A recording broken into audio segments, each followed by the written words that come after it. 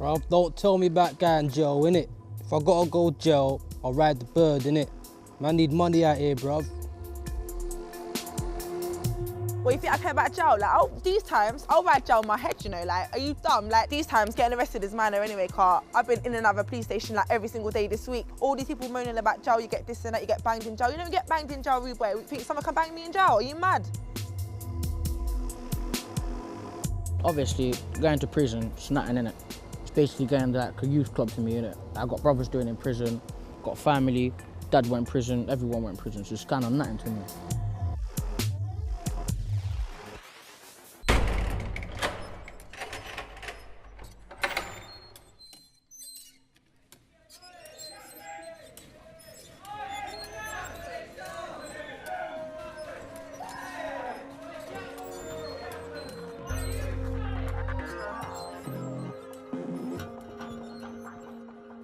Well, a lot of the people that don't see a problem with going to jail haven't been in jail themselves, so they don't really know what's involved in it. But I'd say prison is not the place to be, especially when you're young. You want to be out there, you want to be having fun, you want to be working towards your future, you want to be setting yourself up. You don't want to be sitting in prison. Because as much as outside is dangerous, you can get hurt outside. You can get hurt in prison, and you can get hurt in prison without anyone hearing you scream, anyone seeing what's happened to you. So it's a very dangerous place.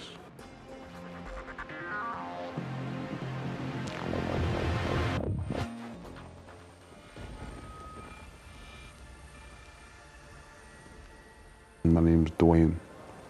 I'm in prison for firearms, supplying firearms. Boy, I've been in prison a few times, but this is the longest time I've been into prison.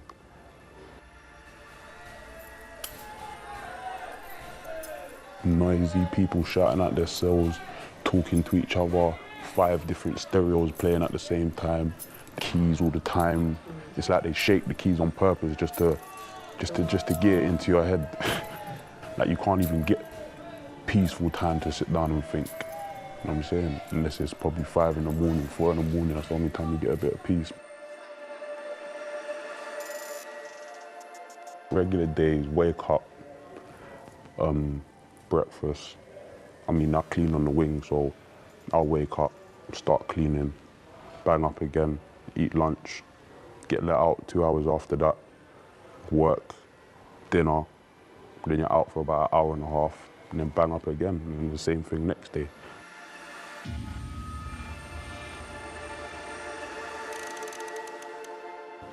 Freedom, that's the main thing. That's what everyone's waiting for, isn't it? Food, girls, partying, everything. That's the main things, isn't it? Like, especially when it's summertime, it just burns you, innit? When it's hot outside and you're looking and you're thinking, boy, like my friends are probably out there driving big cars, enjoying themselves, going on holidays, and I'm sitting there in my cell locked up, can't go nowhere. No air, no fan, no nothing, just no air in the room, just boiling hot. You're not allowed to have no Xbox 360s, no PS3, that's all a myth. So whoever told you that, that's just rubbish. Yeah. The glamorization of prison, it's all wrong. People are getting it twisted. People are talking about secure unit. This is prison. This ain't no secure unit. This is serious stuff here.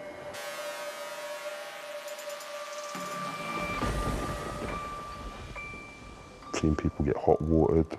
I mean, someone tried to hot water me when I was in Pentonville. I just come from Feltham. You know, some older guy was trying to get onto me about something. Obviously it kicked off, tried to throw hot water on me, but I slapped the cup and it got the back of my head. But then after that, we still got into a fight and I come out with a big black eye and that. Like, yeah, man, I've seen people get their face sliced open. One of my friends has got a big scar all across his face here. There's 4-man cells in here. So there's 4 people in the cell. And one of the people, they was having a game of dominoes and they started arguing. And when the guy went to sleep, the guy hit him over the head with a walking stick, bust his eye open, and then carried on beating him up.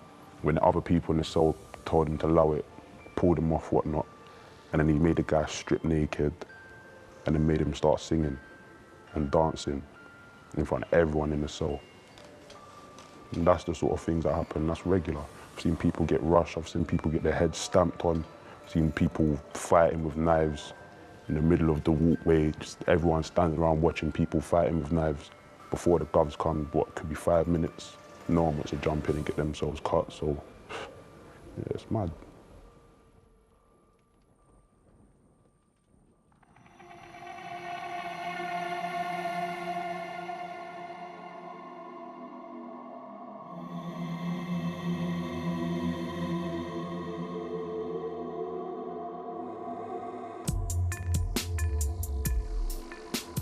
When I was 12, I first started robbing people and stuff like that. And when I first got into secondary school, started keeping up with bear madness, and then by the time I was 16, it's just too far in. There's no getting out of it. It's something that's glamorized even today. When I was younger, it's always been glamorized, and you see all the older people, they're living good. And when your family ain't really got that much money and you're seeing all these people living good, you're thinking, right, how are they living good? So you want a bit of that, and then you get involved. I've done it off my own accord, but I mean, there's people that's on my case with me that was pressured into doing it, you know what I'm saying? So I've seen younger people, I've been there making younger people do things that they don't want to do, you know what I'm saying? So I know firsthand what the older people do to the youngest, because I've done it myself.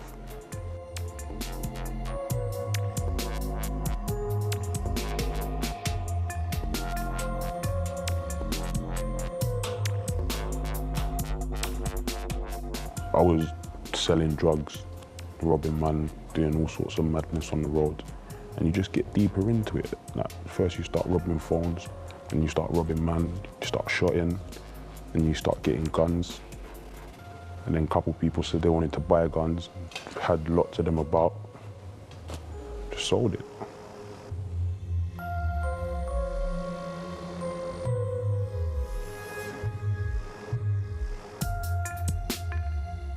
When I first got arrested and they read out the charge, it's just like everything just stopped, everything just come crashing down, just thinking, boy, that's it, I'm gone.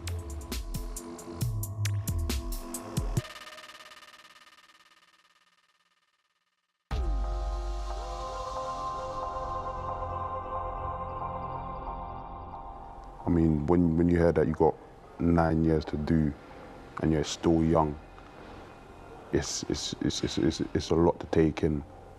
I mean, I was just thinking, boy, my life's kind of like over. I'm missing all the best years of my life. Court, that's probably the worst, because you got all your family there. Parents crying, cousins. It just made everything feel worse. I mean, first of all, you know that you're going to prison and you're not going to see them for a long time, but then knowing that they're upset about it as well, and there's no hope for bail, there's no hope for nothing like that. Straight court, then remand. That's probably the worst. That's probably the worst feeling about it, is knowing that you can't be there for your family.